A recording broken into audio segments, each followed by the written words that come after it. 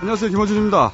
지난주에 이어서 특별한 두 분과의 색다른 상담 시도 오늘도 이어집니다.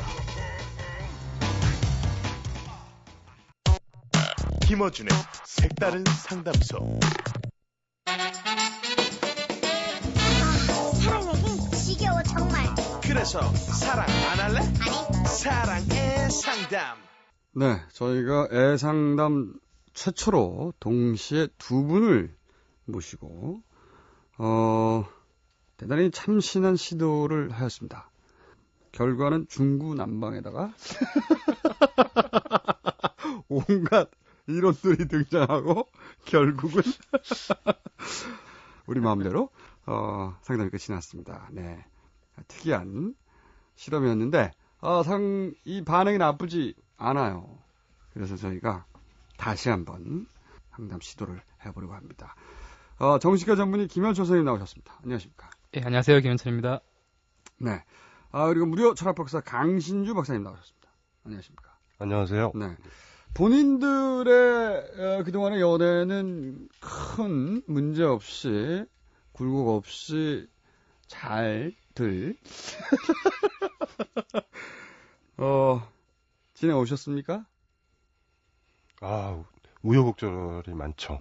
그렇죠. 그래서 사실 여기 사연 오는 거 보면 제가 겪었던 거에 굉장히 미치지 못한다 수위가. 그런 네. 저도 사실은 다종다양한 연애를 경험하였는데 충분히 연애라는 게 이렇게 우여곡절과 다종다양한 사건 사고가 없으면 연애가 아니죠. 그럼요. 여행 같은 거고 그런 거기 때문에. 예. 두 분을 뵙고 있으니까 제가 인생을 잘못 살았나 이런 생각. 나 왜 우여곡절이 없지? 뭐 이런 거. 자, 그러면 상담을 먼저 들어보겠습니다. 저는 결혼 10년 차 주부입니다. 얼마 전에 남편이 메일함을 열어놓고 나가서 우연히 이메일들을 봤습니다. 몇 년에 걸쳐 다른 여자들과 주고받은 메일들이 있었어요. 총 6명 정도인데 그중 2명 정도와는 심각한 관계까지 갔더군요. 남편에게 물었더니 최근의 만남은 작년 가을이 끝이었고 자기는 이제 정말 개과천선했다고 아이들을 위해 달라지겠다고 결심하고 그 결심을 잘 이어가고 있다고 말했습니다. 누가 봐도 화목한 부부였던 저는 세상이 무너지는 것 같았지만 이 남자를 믿어보기로 했습니다. 남편과 얘기하면서 알게 된 부분들을 좀 더 설명하자면 이 남자가 관계를 즐기거나 중독되거나 한 것 같지는 않은데 새로운 여자와의 만남이 즐겁고 스트레스가 해소되는 것 같고 설레는 것 같은 그 느낌이 좋아서 자꾸 만나는 것 같다면서 자기도 정신적으로 문제가 있는 게 아닐까 걱정합니다. 자기도 양심적으로 너무 힘들어서 도와달라고 합니다. 어렸을 때 부모님의 불화와 아버님의 바람을 보고 자라서 자기도 닮은 게 아닌가 염려도 하고요. 함께 살 날이 더 많은 우리 행복하게 살고 싶습니다. 단도직입적으로 물어볼게요. 이 남자 바뀔 수 있을까요? 고칠 수 있을까요? 남자들 100%가 바람핀다는 게 맞는 걸까요? 여자가 먼저 들이대는데 싫다고 하는 남자 없는 게 맞는 걸까요? 함께 노력해보고 바꿔보고 싶습니다. 저희가 어떻게 함께 노력하면 좋을지 지혜를 구합니다. 바람피는 남편을 둔 전형적인 주부의 고민이네요. 이 유사한 상담을 많이 받아보셨죠, 선생님? 저는 굉장히 많이. 굉장히 많이. 처음에 들어오실 때 혹시 쌩님 결혼하셨어요? 내지는 쌩님 나이가 어떻게 되세요? 라고 물어보시는 분은 처음엔 제가 불쾌했어요. 왜 내가 의사같이 안 보여? 이랬는데 그 질문의 뜻은 본인이 오늘 굉장히 힘든 걸 갖고 왔다. 예, 그걸 암시하시는 그런 거더라고요. 경륜이 있고 그걸 네. 받아줄 수 있겠는가? 예, 그 살아봤느냐? 그 뜻이더라고요, 결국. 자, 일단 요런 사연은 굉장히 많다는 거 먼저 하나 확인했고, 자, 그러면 요 사연을 통해서 가장 먼저 머리를 친 어떤 철학적 사연은 어떻게 됩니까? 아직 어리다. 뭔가요? 일단은 이제 근본적으로 제 경험에 입각해서 본다면 피해자시죠, 두 분 다. 두 분 다 피해자가 이런 걸 자꾸 고민을 해보셔야 돼요. 왜 친구들은 많은데 남자친구, 여자친구, 사랑하는 사람은 한 명밖에 없을까? 이상하다. 이 생각에서부터 진짜 좀 출발을 좀 해보셔야 되거든요. 이거 중요한 거예요. 그러니까 친구들이 종류가 많잖아요. 그런데 우리가 사랑에 관련돼서는 배타적으로 소유하려고 그러는 것들이 생기거든요. 네. 제가 여기 있는 남자분을 두둔하는 것들이 아니라 지금 두 분 다 소유욕의 일정 정도 가지고 계세요. 그러니까 네. 사랑하게 되면 일체의 것들을 다 제거한다. 음. 이렇게 생각하는. 아까 철학자 얘기하라고 그러셨죠. 네. 샤르트르와 보바리의 계약 결혼 조건이 뭐냐면 질투하지 않는다요. 굉장히 강력한 조건이에요. 그럼에도 불구하고 내 첫 남자는 샤르트르고 내 첫 여자는 보바르였다. 둘이서 지금 무덤에 묻혀 있잖아요. 둘이서. 그러니까 그 사람이 뭐를 했든지 간에 뭐를 했든 물어볼 건 이거죠. 내가 가장 중요한 여자인가? 그게 중요한 거예요. 절대적으로 어떻게 어떤 사람에 대해서 그렇게 얘기할 수는 없는 거거든요. 저는 뭐 이 강신주 박사님의 지적, 관계가 대단히 뭐랄까요, 사회적으로 편협하게 규정돼 있으니까 이미 결혼이라는 것 자체가 결혼 이래야만 한다는 그게 무슨 우주적 진리는 아니죠. 인간들이 개발해온 여러 가지 관계 형태가 있을 수 있는데, 근데 여기서 이 남자분이 이런 얘기를 하셨습니다. 자기도 정신적으로 문제가 있는 것이 아닐까 걱정한다고. 남자가 정신적으로 문제 없어요. 없어요. 네, 뭐, 기본적으로 그런 건 없죠, 뭐. 결혼을 하고 나서도 음. 남자든 여자든 이성을 보고 설렐 수 있습니다. 그 정신적으로 그것이 도덕적으로 윤리적으로 문제 있냐 없냐를 따진 거는 한참 얘기할 내용인데, 정신적으로 이것은 본능에 해당되는 겁니다. 문제는 없어요. 전혀 문제는 없는 일단 거예요. 여기까지는 네. 여기까지는 문제가 없는데, 그렇다고 문제가 없으니까 마음대로 하라는 얘기냐? 이것도 전혀 다른 차원의 얘기인데, 여기서 일단 정신과 분석, 정신과 전문의에게 곤란해지는 대목이기 때문에 네. 날름 넘기겠습니다. 이제 결국은 뭐 말씀하신 차원으로 가면 참 좋을 텐데, 네. 이제 현실 우리 인간의 태생적인 한계가 그렇죠. 그렇지 못하다는 게 아쉽고, 정말 다들 대인배면 좋겠어요. 그래서 네. 뭐 이렇게 뭐 누가 메일 봤는데 여자가 막 빽빽한 거예요. 그래서 뭐 부인이 아유 뭐 바람 편이 좋냐? 뭐 이러고 그래 뭐 잘 살아보자 이럴 수 있다면 좋겠지만, 네. 근데 대부분의 제가 진료하는 상당수는 처음에는 우울해서 왔어요, 잠 못 자서 왔어요. 근데 조금만 더 문제를 파헤쳐 보면은 이 문제 이제 결국은. 그렇게 믿었었는데 변절했다. 근데 그 분들도 또 두 부류로 나눠요. 어떤 부류가 있냐면, 그럼 정말 뭐 남편이 어떤 외도를 했을 때 다 여자분들이 우울이나 불안에 빠지느냐? 어떤 분들은 빠지고 어떤 분들은 안 빠지는데, 네. 안 빠지는 분들의 특성을 보니까 확연하게 본인의 어떤 힘을 갖고 있는 분들은 이 하나의 팩트로 인해서 결혼 관계 자체를 뒤흔들 정도로 혼란을 덜 겪는다는 거죠. 자신이 어떤 직장이 있고 사회생활을 열심히 하고 남자에 비해서 뭔가 본인도 뭔가 이렇게 다른 사람으로부터 뭔가 교감, 관계, 다른 굳이 뭐 육체적인 관계 아니더라도 맞바람이 아니더라도요.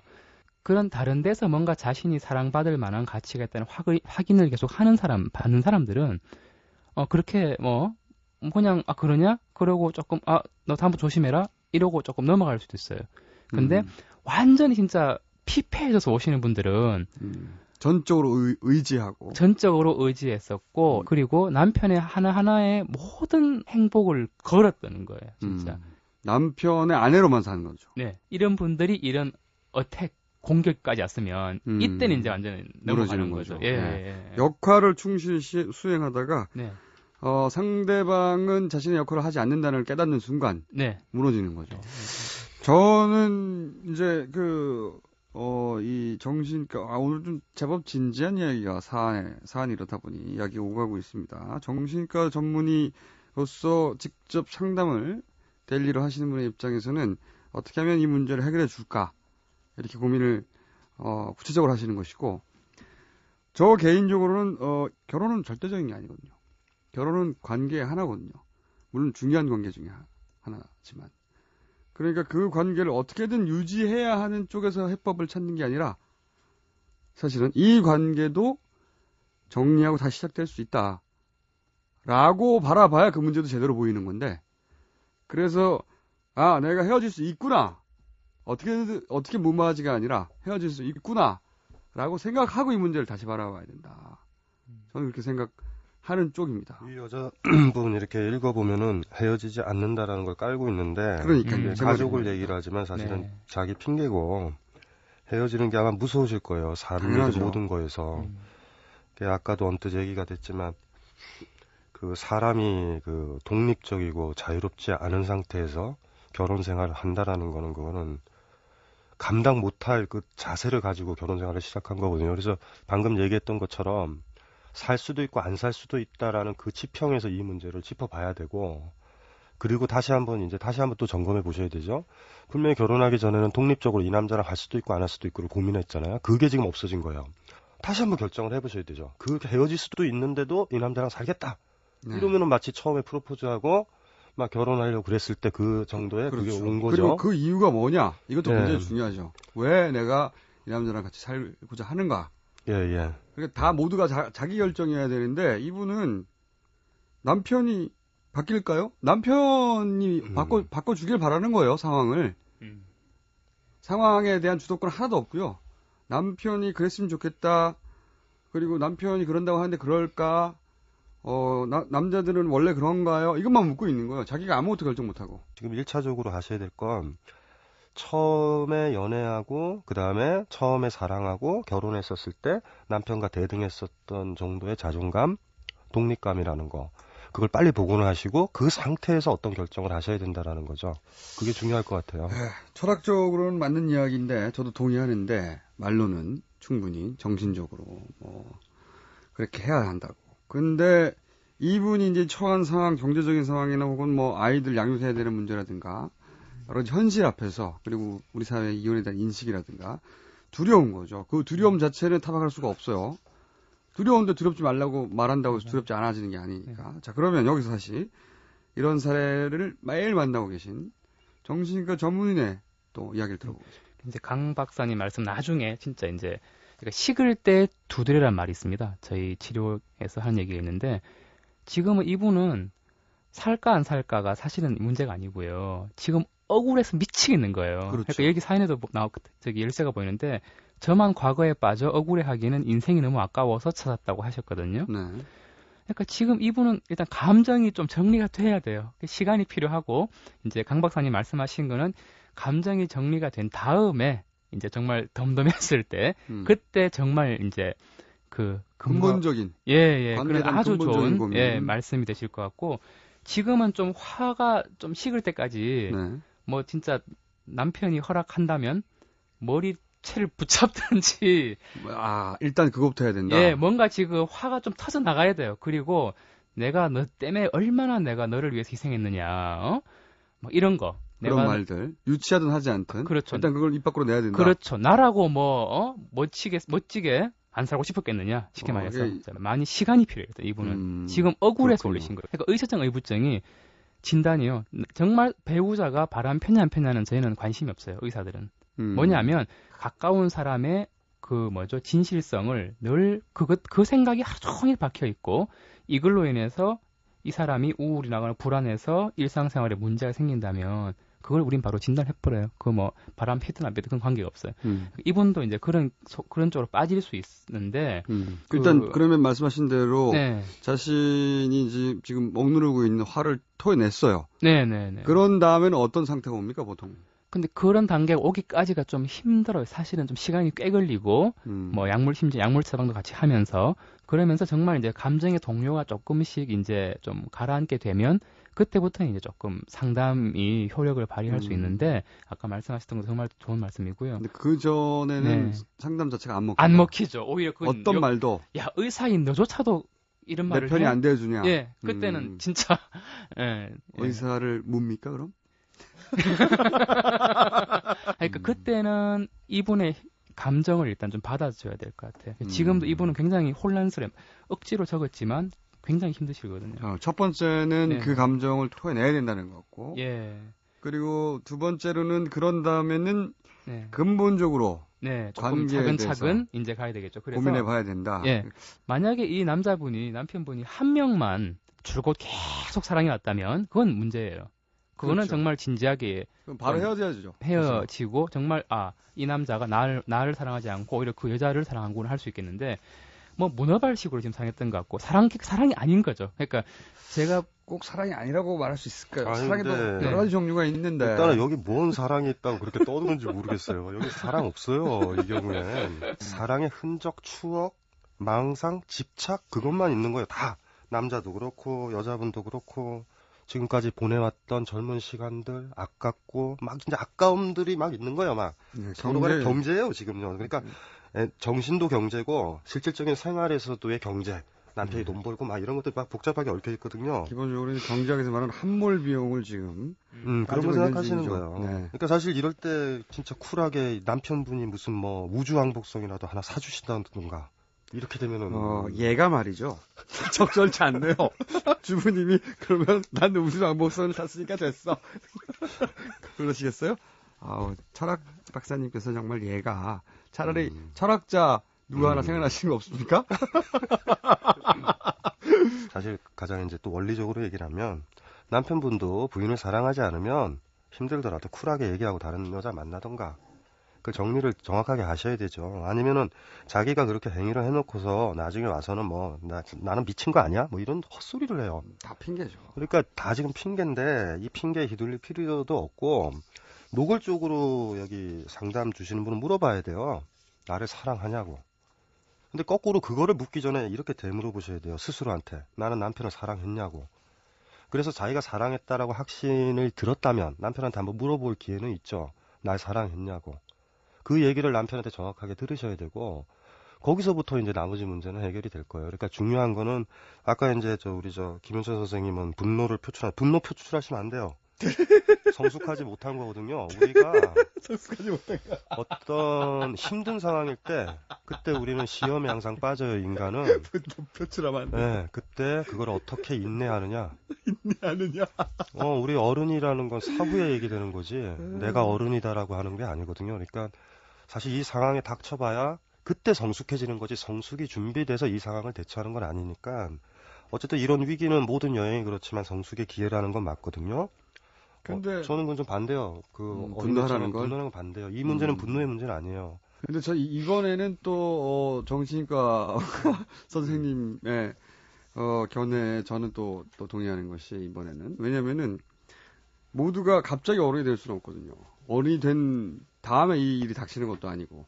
그러니까 만약에 사실 이미 어른이면 말씀하신 대로 이런 상담을 하지도 않아요. 아니요. 제가 얘기하는 건 이 네. 가정을 통제를 하는 순간 어른으로 성장한다는 얘기예요. 그러니까 이 상황은요. 이 남편분의 관계뿐만 아니라 만약에 정상적으로 회복이 되셔도 아이와의 문제, 5만 가지 문제에서 이 관계는 터져요. 그렇겠죠. 그때마다 우리가 어찌 성장해 나가느냐라는 사실은 문제와 같거든요. 그래서 아까 저 깜짝 놀랐어요. 약물 치료. 이걸 약물로 가볍게 해결하시려고. 저 같으면은 그렇게는 차라리 절에 보내서 좋은 스님이랑 같이 차라리 그런 쪽을 저는 권하거든요.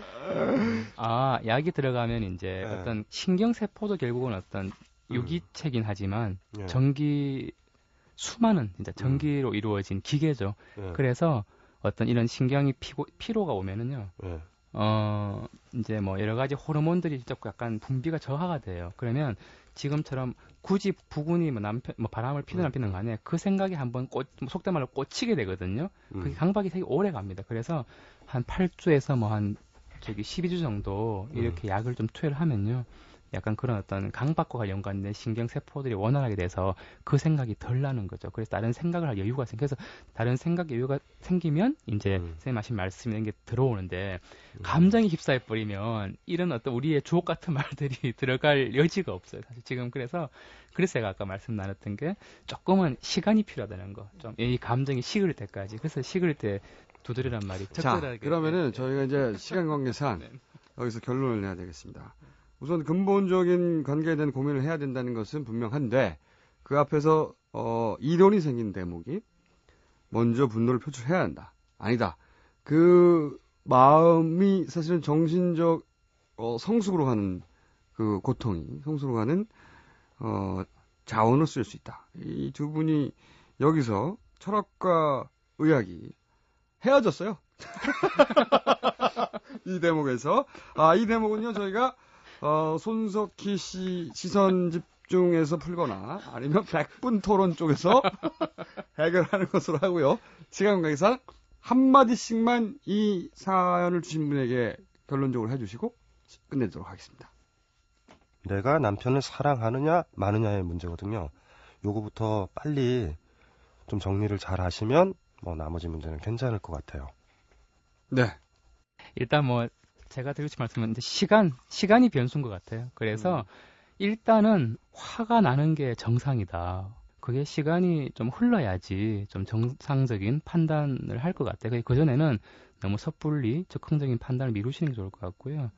예, 그리고 뭔가 조금 안정이 되시면은 좀 안정이 됐다는 가정하에서 드리고 싶은 말씀은 혹시나 너무 이렇게 사회생활이 좀 고립되어 있다면 조금 자신의 어떤 여러 가지 행동 반경을 넓히면 좋겠다. 저는 보통 그렇게 말씀드립니다. 예. 알겠습니다. 오늘 여기까지 하겠습니다. 두 분 감사합니다. 네, 고맙습니다. 예, 감사합니다.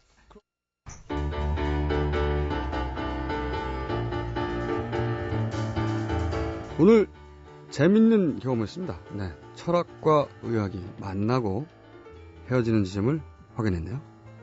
내일 뵙겠습니다. 9시 35분입니다. 김호준이었습니다.